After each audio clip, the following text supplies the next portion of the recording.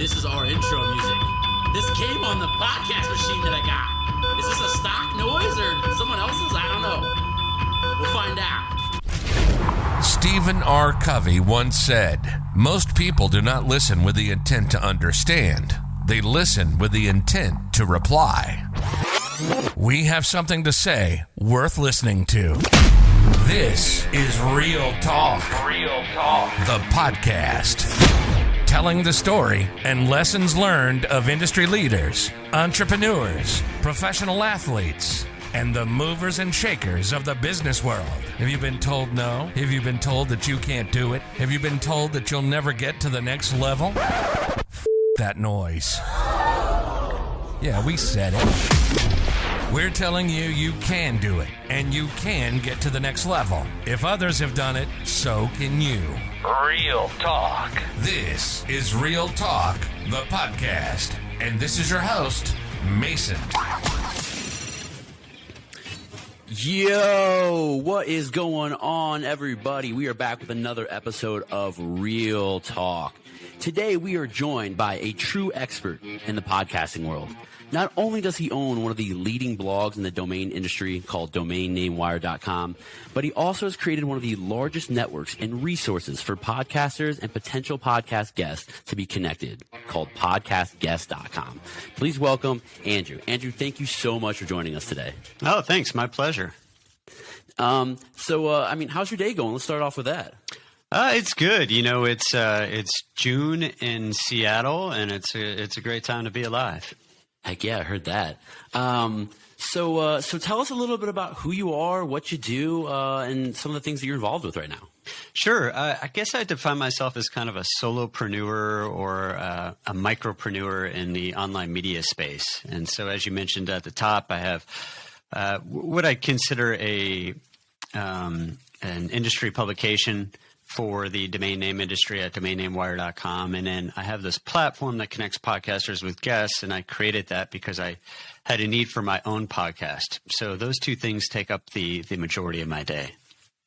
So you have a podcast as well? I do, yeah. It's actually associated with the domain name blog. So it's called the Domain Name Wire Podcast. And I'm up to, this week I published episode 344, and it's a weekly. So it's been going on for 6, almost 7 years. And so that's, it's a very niche topic, but it's something that I really enjoy and love talking about with people. So what initially got you involved in podcasting?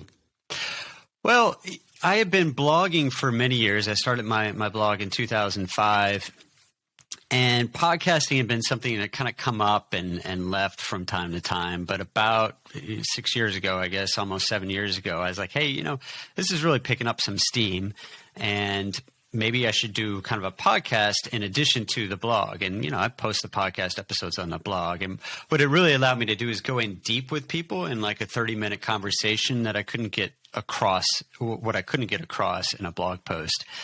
So it's a different format. Some people like to read, some people like to watch videos, some people like to listen. And it's great to be able to cater to all those different types of people. So what's kind of the start of your journey? What got you into this whole multimedia, internet, podcasting kind of genre industry that you're in? What have you always been kind of in the media journalism kind of outlet?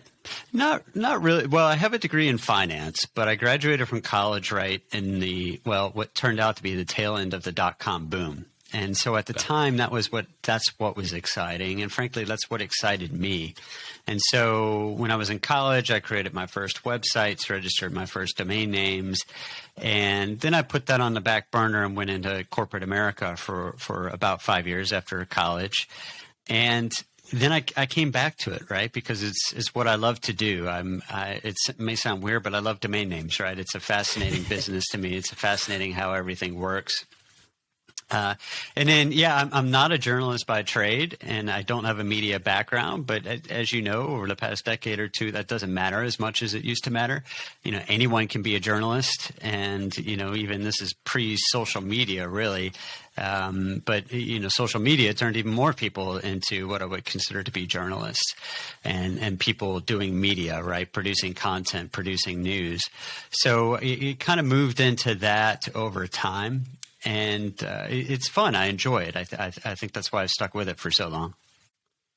So tell us a little bit about your blog and your podcast and what you guys actually do with domains and why they are so appealing to you.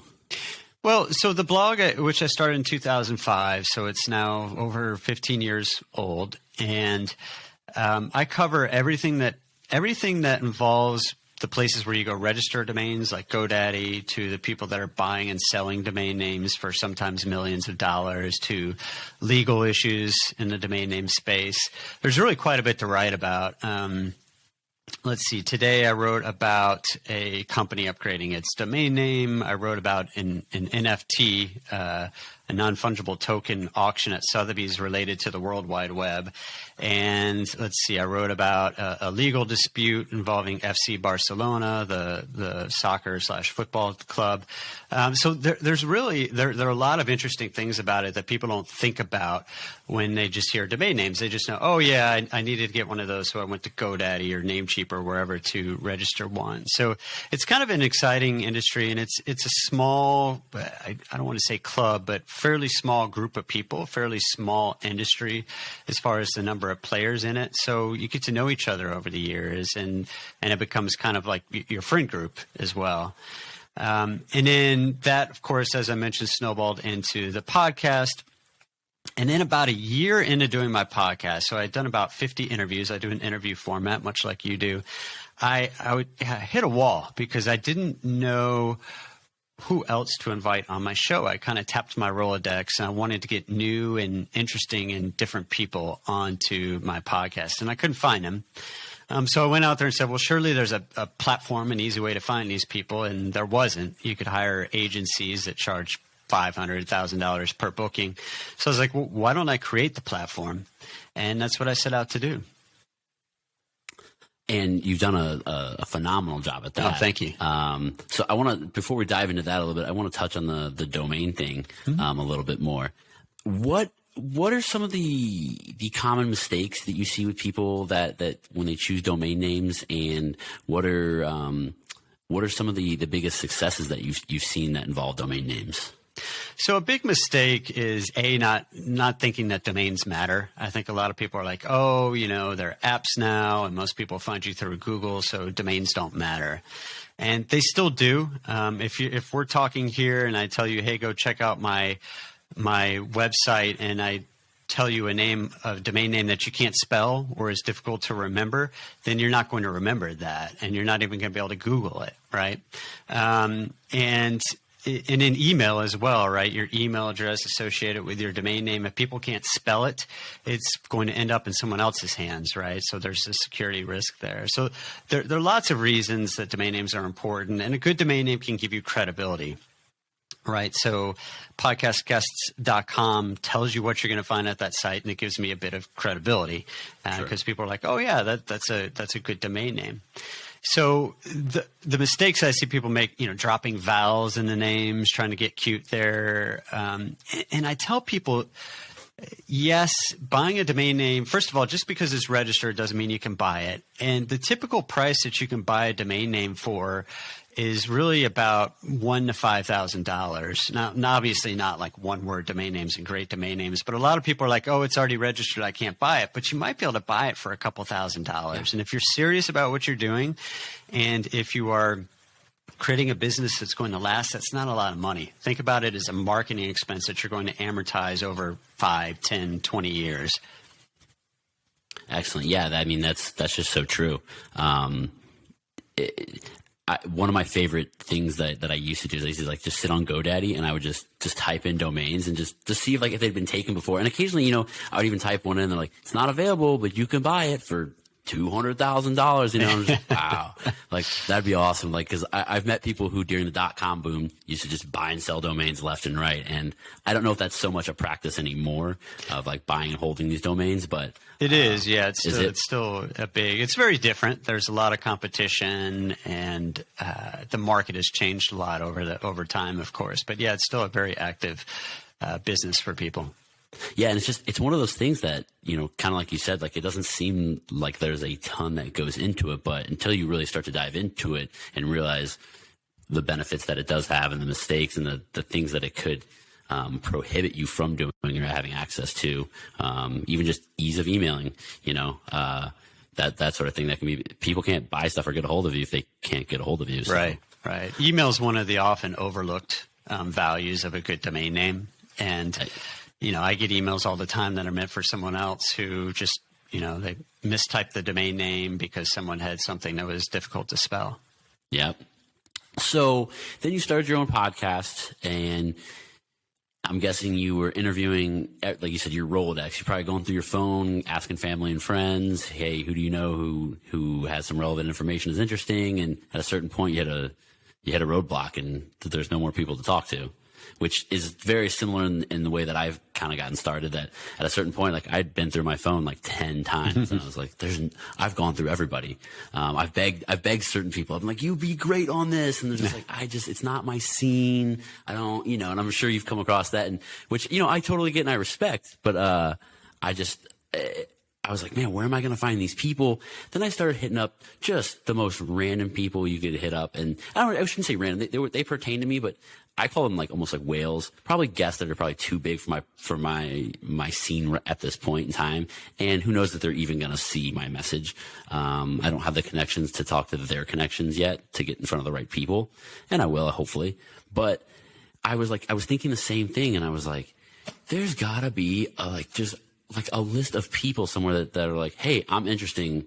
I want to be on a podcast, and I can email them. There has to be. And then when I came across your website, podcastguest.com, almost instantly I was like, well, this can't be real. The domain name is too good. That was literally what I thought. I was like, this can't be real. And then as I dug into it, it was just, I mean, the amount of information that's there, like the bios that are there, all the contact points, the resources, like as far as like the links that people put to their publications and whatnot is just so invaluable. So tell me a little bit about like how that process got kicked up off the ground, how it started for you, how you got people to be a part of it, and, you know, the success that it's had so far. Yeah, so it started as an email only service, which is kind of interesting. Now a lot of people go and use the web directory to find and invite guests, but it started as an email only service. I don't have a technical background, so I just kind of stitched together what I could. And I started by sending out a list every week of a few podcasts that were looking for guests and what they were looking for. And then people that were a fit could submit themselves to be on those shows. And, you know, of course, before I could get there, I had to get people on this email list, right? So literally at the beginning, I was emailing podcasters saying, hey, here's what I'm trying to do. Is this interesting to you? If so, do you want to try it out? You know, let me add you to this email list. And I started out with maybe 100, 200 people. And this is five years ago now. And I sent out that first list, and we started making matches, and people were excited and they liked it. And then it started growing from there. And so really, gosh, I don't know, the first 2-3 years, the income model on it was just I put some ads if people wanted to advertise in the newsletter or wanted to be featured in there. But then I had a lot of people come to me and say, hey, this is great, but I want to find a way to get more exposure. Can you offer something to me? Can you help me get booked on more shows? And so a couple of people said, why don't you just create a directory here of guests that I can invite or that people can invite at any time? And after a few people told me that, I was like, well, okay, I guess people really want this. And one of them helps a bunch of people get publicity and said, yeah, I'll put 20 people on there right away the first week. And so I was like, okay, well, that's enough to justify going out and building that side of the business. So now the email is still a big part of it, but I also have this directory as well. And, you know, by starting with that, with the email, it really helped me build that directory a lot faster. So Throughout this process, how many people would you say you've connected? Do you have any sort of like metric on that? Yeah, I know it's thousands. I don't have an exact number, but to give you an idea, when I feature a podcast now in the newsletter, if it's a very one like yours, for example, that's fairly broad, you might get 100 plus pitches to be on your show. And now, obviously, you're not going to invite all of those people. Some of them might not be a fit, but you're going to make quite a few connections there. Some of the more esoteric, if you will, podcasts might get 3, 5, 10 responses, but there's a lot of pitching going on each week through the service. And then, of course, a lot of invitations each week going through directly through the directory to people. So, I mean, I guess it's safe to say tens of thousands, but I don't have an exact number at this point. But it's great to know that I've connected all those people. And I get emails all the time from people like, oh my gosh, this has been a godsend for my podcast, or you've helped me get booked on 20 shows to talk about my book. And that's a good feeling on top of the fact that it's a business. Yeah, and nonetheless, too, I mean, at least speaking from my own exposure to your website, it was nice to have a list of people that I could find that fit my niche a little bit. And then I got good at practicing pitching, which I think is an art in itself, because even just over the course of probably the last 2 months, if I go back and I can look at even some text messages or emails that I sent to people, and I look at now, I'm like, oh my goodness, like this is much better. And I can tell because I'm getting like a way better response rate and things like that. So are you talking about you trying to get booked on podcasts or trying to get people to come on your show? Me trying to get people onto my show. Right. And so what I really found was that, sitting down and, one night and writing 10 messages, like handwriting 10 messages to 10 people, I was able to build a process a lot better. I was able to realize some errors and correct things on the fly, opposed to sending 1 a day, 2 a week, because, because I literally couldn't find leads. And now that I have, 10 leads right here, I can sit down and do it. And like, as I'm doing it, I can feel myself getting better.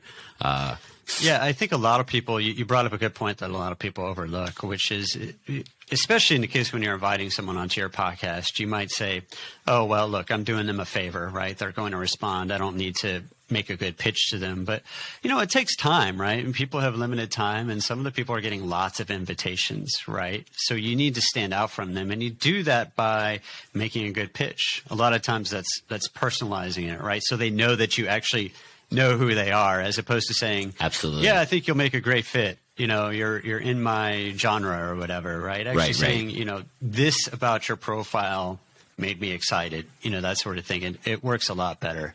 And so, and the same goes the other way around. When you're pitching a podcast to be a guest on it, obviously in that case, they're getting lots of pitches. And I tell people, you've got to customize that. You have to do something that makes that person realize or know that you aren't just spamming everyone asking to be on their podcast. You actually care about that podcast and you're a fit for that show.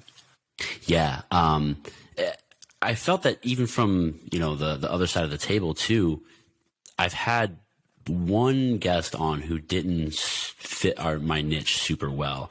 And I just felt like during the whole thing, not that we were faking it, but I was really, there's a lot of dead space and I was drawing for it. And I was trying to put connections from his niche to my niche, and there was a big disconnect there. So I think, you'll end up just wasting your own time and spinning your own wheels, booking the wrong people and emailing the wrong people. So, just like you said, having a filter of, who you actually pick and can be huge. So what are some of the, outside of those, what are some of the mistakes that you see some of these, including myself, new podcasters making, whether it's scheduling guests or just in their production or what have you? Well, I encourage podcasters to prepare their guest. And by that, I mean, make sure that they know what to expect. And so, what you expect of them from a technical setup, like, hey, make sure to wear earbuds, use an external mic. Not everyone's going to have, what you and I have here if they're a guest on a show, but, they're not just speaking into their laptop or they're in a loud place, that sort of thing. And helping them understand a little bit about how long the show will be so they can prepare that way. Sometimes people need to block off the time on their calendar, or they, if it's like a 20-minute interview, they might get more concise answers than an hour-long interview, that sort of thing. So preparing them for that, I created a little page, just, one-page bullet points on my site that I send to people. And I'm like, hey, first of all, this is going to be audio only. So you don't need to worry about dressing up. In my case, there's obviously video too. And, please wear a headset, and here's why. And, this is the process that this will go by. And I tell them, hey, I've got an editor. So if something happens, if there's a mistake, don't worry about it. We can fix it, that sort of thing. So preparing your guest for that, I think is very important. And, I put together a guide that's more kind of the flip side, and it's for guests. What to do. You can get it at podcastguests.com/guide. And it kind of walks you through, okay, if you want to get booked on podcasts, here are some of the things you need to do. And frankly, they're kind of the inverse of what I just said, right? Which is you need to make sure you've got a pretty good sound setup as a guest. And you need to prepare. You need to, go back and take a look at their podcast and what their style is, those sorts of things. And then also think about how you're going to help promote that podcast after you appear on it. Are you going to send it to your email list? Are you going to put it on social media? And these are things that get podcasters really excited, which will help you get you booked on more shows. Definitely. What's your favorite way, whether it's your own podcast or other podcasts, to like distribute and to watch? Like, which platforms do you prefer, or do you think one is more effective than the other? It's ironic. So Apple's podcast app is the most used because they put it on every iPhone, but I'd also say it's like the worst podcast app out there. It's so buggy, glitchy, and slow. So from a listening perspective of consumption, I usually list on Overcast, which is I think one of the better podcast apps out there. I actually have like 5 or 6 loaded on my phone because I check in to make sure all my podcasts are working right on all these different distribution points. I personally, I produce an audio only podcast, which is, I guess, by definition what podcasts are. Over the last year, I've noticed, especially with everyone getting on Zoom during the pandemic, that this format has become much more popular. And of course, you distribute out audio only as well, which is something to think about in that, if I'm here giving demonstrations with my hands and that sort of stuff like I'm doing right now, people that are listening can't hear it, right? Yeah. So those sorts of things to think about as well. But yeah, there's a lot of new technology in space over the years. We're using Riverside to record this, which is a fairly new platform. A lot of people use StreamYard. Zoom is actually not great for sound quality, but what's nice about some platforms like this one is they're recording both of us locally, and so you get a pretty good sound quality as opposed to recording over the internet, right? So like on Skype, you've been on a Skype call where it's kind of sounds a little weird, that sort of thing. It's all compressed, sounds like an Android. Exactly. So the technology has gotten a lot better over the years. Now, do you use a platform to distribute to all the other platforms like Captivate or anything like that? So I host with Libsyn, and then the RSS feed I give to people is from my website. I actually post them on my website, and the RSS feed pulls from there. Now, a lot of hosts will say, hey, don't worry about that. We provide the RSS. It's always going to be up, and it's going to work well. Libsyn, in some distribution points, they're picking up directly from Libsyn. What I like about doing it through my site is I kind of own the RSS feed there. So if I ever want to switch hosts, I don't need to go out to Apple and all these platforms and tell them my RSS feed has changed. It's still going to be the same one. It's just where that's pulling from will have changed. And that's just something, as a domain name person, I've seen over and over again where if you build on someone else's platform, you become hostage to that platform. And we saw that with Facebook. We saw a lot of businesses try to build their fan base on Facebook rather than necessarily sending them to their website. And then what happened? Well, Facebook said, oh, now if you want to reach your audience, you actually have to pay, right? You need to advertise to them as opposed to just everyone seeing it. And we see that time and time again. And then if for some reason you get suspended from one of these services, it can hurt as well. So, I'm always a big fan of owning your own content, right? And owning the distribution points for it. Now, have you had any like major hiccups happen in the sense of like, I don't know, like maybe you lost a bunch of your episodes, or in terms of interacting with any of these platforms Yeah, well, I think it's a rite of passage that at some point you do a recording and it doesn't record. And then you have to call the person up and explain to them that 30 minutes or whatever they just spent with you, you need to do it again if they're willing. Right. So I've had that happen a couple times when just software glitched. And so that's why I'm thankful that some new platforms are coming out. I'm not 100% confident in them. You know, if you want to find a horror story about a platform, you can. Or someone said, oh, it didn't record, and it said it was, or it was glitchy. So, you know, those sorts of things that happen. But I do encourage people. One of the mistakes I made early on was trying to make everything perfect before I launched. And so I went out and hired someone to do the intro. I made sure I had a perfect sounding studio and researched that. I figured out editing. I actually ended up outsourcing that. But I spent months just trying to figure out how to get started with a podcast. Whereas in reality, what I needed to do was just get it out there and then listen to the feedback. And, you know, perfection is the enemy of progress. And you might never get your podcast off the ground if you don't just get it out there. So there are a couple of things that I recommend people do early on in their podcast. One is to get good cover art. It's kind of like the book cover. And, you know, you walk down when you used to go to a bookstore, you know, you see the book cover, or now on Amazon, you see the cover and it tells you something. People judge a book by its cover, right? You know, how professional does this look? Yeah. And so I recommend people spending some money on that, just getting a good cover and then getting a decent microphone. It doesn't have to be too expensive. Ideally, you get a condenser microphone. There are a lot of dynamic microphones, which are great for some things, but for podcasting, a condenser isn't picking up all the ambient noise around you, like the air conditioner. They'll still pick up the dog if the dog barks, but you know, it's a lot. The quality is going to be much better of your finished project. But those are the two main things that I would say start out with. And again, you don't need to go all out to begin with, but spending a little bit of money here is helpful. Now, with you being a website domain kind of guy and a podcast guy, how important do you think it is to have your own website, especially as you said, like you have your own, and that's where you do all of your, that's where you have your RSS feed. Can you maybe speak to the importance of that? Like, at what point should you get your own website, you know, and what value does that really generate towards your podcast? Right. Well, in my case, it's an extension of an existing website I have. And so that was easy, right? That's a no-brainer. It's like, okay, let's put it on this page here. And, you know, it's already, then everyone who comes to my website will see it and it'll help with distribution, listenership, that sort of thing. But if you're starting a podcast from scratch, then there is that question, do I just want to distribute this through Apple and all the other podcast apps, or do I want to have a way to connect with people online at my own home? And I'm a big fan of the latter there because, you know, a podcast is only part of what you're probably trying to do, right? You're trying to build an audience.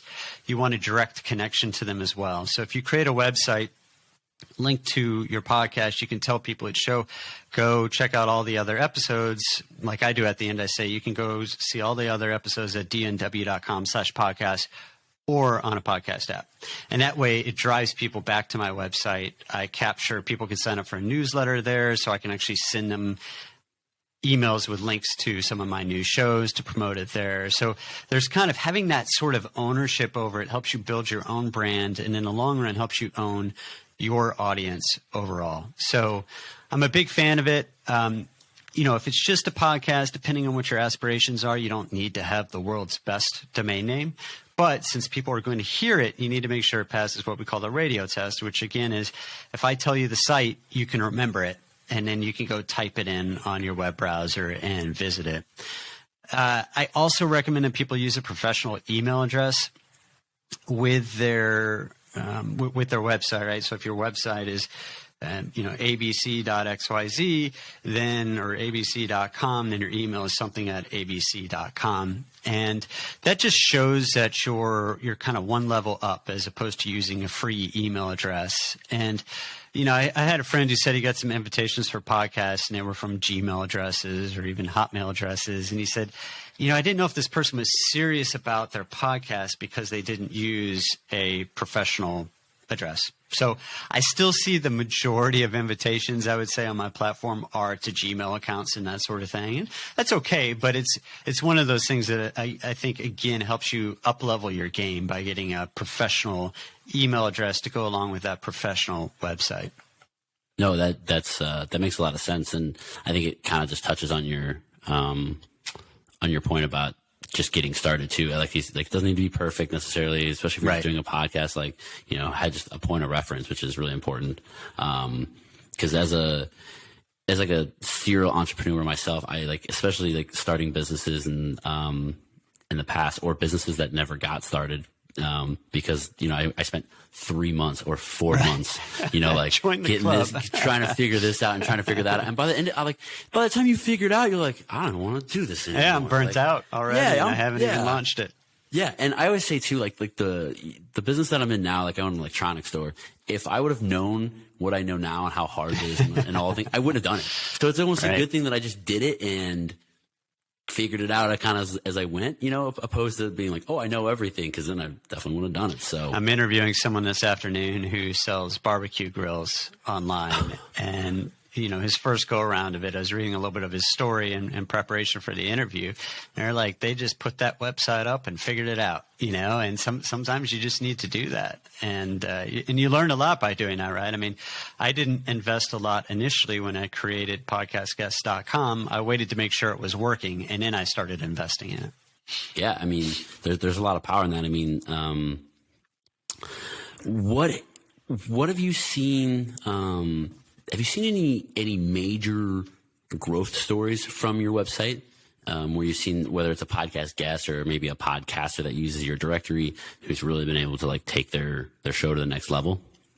Well, I have them all the time that come to me and say, hey, look, I've either been able to book out my calendar for this year with these great guests, or I've gotten booked on a lot of shows and it's been helpful to me. I would never say that the platform has made someone a star, right? I don't have that sort of ego, but I think it's assisted people in leveling up their game, right? It assists you in growing as a person, growing your audience. One of the nice things I like hearing is from people who, when they started guesting or they started podcasting, they weren't good at it. And they're like, I've become so much more confident, right? When I go on these podcasts, I've done a lot of them. I've done 10, 20, 30 shows now. And so they're a lot more confident. And being confident speaking here in audio translates to the real world too.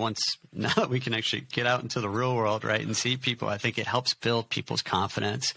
And I think it goes beyond just the business aspect of it, right, or the transactional aspect of it, to really help people. Yeah, no, I would agree with that. Is the seeing the progress and feeling the confidence. I know just from my first podcast, just even sitting down with you, who you're an expert in podcasting. I feel a lot more confidence than the first episode for sure. And I knew that person personally, and I remember sweating through my t-shirt basically. And not to say I'm not nervous in the least bit now, but I definitely feel like I have a better handle on how things are going and flowing. So, and I think, and again, that's an attribute to being able to have access to your directory on podcastguest.com. So. Well, that's great. I mean, another thing that makes me happy is when people say, yeah, I was about to give up on my podcast and then I found podcast guests, right? So I was able to get all these great guests booked on it. So, but you pointed on something, your nervousness the first time around, and everyone's like that in every walk of life. You see these people that are so polished now. I guarantee you they weren't polished when they started. Whether it was the first time they were giving a speech, the first time they were hosting a podcast, the first time they led a meeting at work, right? Everyone's nervous about it. But I think this is kind of a low risk medium to build up your confidence, as opposed to live speaking or being on live TV or radio. I will say, to that point too, at least for me, one of the best types of guests that I've been able to pick up in terms of making my job as a host easier has been public speakers and keynote speakers, because they're very well polished already. They kind of have a story and a storyline. They kind of know what you want to hear a little bit in terms of that. So, I found that, interviewing a pure business owner who's still an owner operator and has always been an owner operator is one thing. And then talking to someone who used to be an owner operator and has been speaking for the last 10 years is completely different. You get a I don't want to say a better version of the story, but you get a more condensed podcast friendly version that needs less steering from the host. Yeah, they're kind of media trained, right? So they know how to speak in sound bites, and they know what they're going to say, right? I mean, any question you can throw at me today, pretty much I've had it before. Right. And so I've had practice answering it, right? And so that does make kind of a tighter, cleaner podcast. But sometimes, the people that are kind of new to it can be, they have very fascinating stories, right? And so, yes, they'll get better over time. But I think those can make great guests too. It's just harder for you as an interviewer, right? You need to, like you said, kind of pulling it out and keeping things flowing. I've had 2 guests now say like, "Oh, I'm sorry if I talk too much." I was like, "No, like that is what you're here for." Supposed to do. Yeah, and I'm like, literally, the less I talk, the better it is. So, exactly. So now, since you're kind of on both ends of the spectrum, you have a podcast. You're currently a podcast guest right now. What do you prefer, and where do you find your leads coming from on both sides? Yeah, that's which one do you prefer is an interesting question. In some ways, being a guest is easier, right? Because I don't have to do any post-production stuff. You just have to prepare and then promote the show afterward. Sure. Whereas being a host, I'd say the biggest challenge for me as a host is there are some weeks where I'm like, I've got to find a guest this week, and I don't know who to get on there. Now, for what I cover, I have found some people through my directory, but a lot of people in there aren't, their domain expertise isn't domain names. And so, sure, yeah. So it can be a little challenging. What's kind of neat is I think, in fact, the week we're recording this, I think we're including my podcast in the newsletter again this week. And that helps draw some people out because you might not tell an interesting domain name story on your profile. But if I say, do you have an interesting domain name story? You might say, oh, yeah, I do. Let me tell you what happened, kind of thing. And so I do find people that way as well. So I enjoy both of them. Being a guest on shows can be a little bit more unique because it's, you're talking to a new audience that you haven't talked to before. But it's also kind of neat being the host, right? So I think they're both fun. But if people are thinking about starting the podcast, they might want to be a guest on a few shows first. Because if you think that's a lot of work and you don't enjoy it, then you definitely don't want to be a podcast host because that's even more work. Yeah, no, the one thing I'm learning is the latter of the two for sure. I thought, hey, you just find a guy, shoot him an email. You do a little Zoom conference real quick, right? You take it and you throw it into Final Cut, throw a filter on it, put it on YouTube, and you're done. And it's like, nah, it's not really like that at all. And, one technical hiccup here, one technical hiccup there, 8 hours later, you're scratching your head and it's just right. But at the end of the day, like, there's something about seeing that polished product that's really cool. Right. And really fun. And like, I don't have a huge listener base now, but it is cool, like, to have a couple like other people that do listen, like, hey, that was a really good episode. I really liked that. I really enjoyed that guest. Yeah. That feedback really keeps you going. It really does. Keeps you going. So people also need to remember most podcasts have a very small listenership. The median number of downloads per episode is fewer than 200. Might even be closer to 100.